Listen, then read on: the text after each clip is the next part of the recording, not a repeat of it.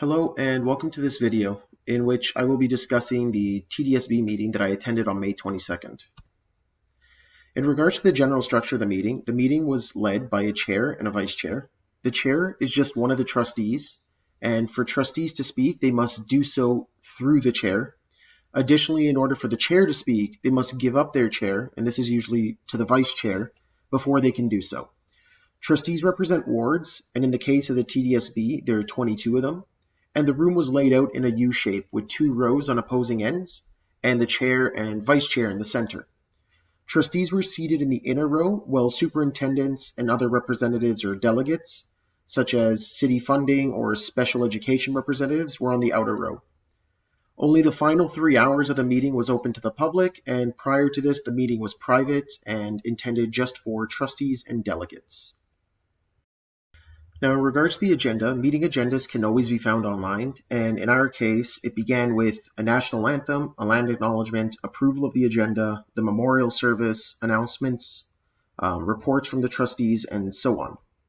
I found that the agenda plays an extremely important role in school board meetings, and it can be very difficult to understand what's going on unless you follow along with the agenda. Depending on the time available, sections of the agenda may be skipped altogether. So it's important that you really keep track of where you are in the meeting and make sure you know what's happening. Sections which were approved at the start of the meeting will be discussed in real time, and members will be given an opportunity to vote on making amendments to the policies that they are discussing. There were a lot of different topics that were discussed on in this meeting, but I think for this meeting, the one topic that really stood out to me was the issue of parents versus students in regards to the uniform policies. Trustee Chris Tonks outlined that students currently are provided an opportunity to vote on whether or not they want to wear uniforms or not. However, he's received complaints from parents in his ward that students should not be deciding on the matter and that parents should have the final say. And so he moved to make an amendment such that students would no longer decide this for themselves. Now, this was a topic I was generally unsure about, and I didn't know whether or not there were some legal implications to the decisions he was trying to make. So I decided to do some research, and I found that the Constitution states that provinces have the authority to make laws about education. And since each province has a Ministry of Education, school boards essentially have the power to create laws in order to make changes to things like dress codes. So this means that it is within Chris Tonks' power to address these issues and to attempt to change the policies. Ultimately, though, the amendment was put up for vote and the majority voted against it, and so the policy was not amended, which means that schools will continue to allow students to make the decision for themselves.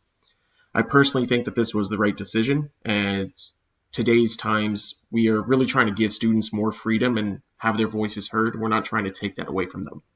One other thing I'd like to speak on was that in our last class, we spoke a lot about the exterior factors that affect our school board, and we were asked to make a list.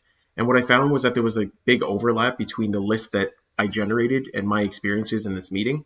So prior to entering the meeting, I was unaware about how much government and money affected school board decisions. And it was only after this week's class that I was able to draw these connections.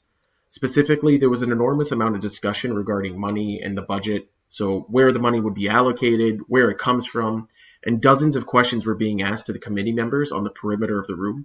And trustees were really pushing them to get details on these questions. Interestingly enough, though, they were often met with really poor responses, and they were just told that they currently didn't have the information, but that they would get back to them. I thought this was interesting.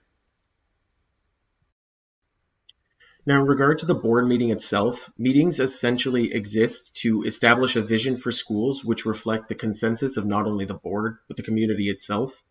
They discuss and vote on a variety of policies regarding education, and this will include topics like balancing the budget, creating a school calendar, creating school policies, and approving the curriculum. Board meetings are only open to the public in the latter half of the meeting, and in my case, it was the last 3 hours. And usually the first few hours are private, and specific topics are discussed during that time, like I mentioned before.